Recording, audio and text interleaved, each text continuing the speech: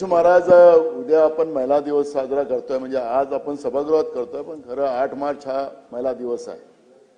अध्यक्ष महाराज, समग्र शिक्षा योजनेतील कंत्राटी कर्मचाऱ्यांचं आझाद मैदानावर पहिल्या दिवशीपासूनच, म्हणजे आपल्या अधिवेशनाच्या पहिल्या दिवशीपासूनच बेमुदत उपोषण सुरू आहे.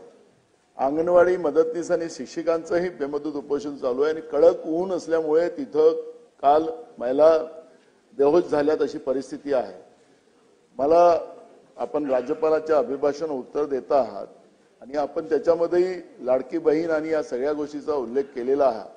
मला असं वाटतं की माननीय मुख्यमंत्री महोदय, आपण या समग्र शिक्षण योजनेअंतर्गतल्या याच्यामध्ये काही लोकांना रेग्युलर केलं आणि काही लोकांना आपण त्याच्यात रेग्युलर केलेलं नाही.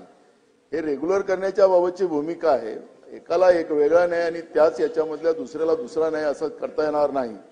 अंगणवाडी शिक्षिका आणि मदतनीसच्या बाबत सुद्धा आपली भूमिका आपण स्पष्ट केलेली होती, पण अजूनपर्यंत घोषणा केलेली आहे पण त्याची अंमलबजावणी झालेली नाही. आणि मला आपल्याला नम्र विनंती आहे की ते आंदोलन तिथं चाललेलं आहे, उन्हाचा कडाका वाढत चाललेला आहे, काही घटना होऊ नये याची काळजी घेतली पाहिजे आणि त्या आंदोलन त्यांच्या मागण्या मान्य करून ते आंदोलन सोडवलं गेलं पाहिजे.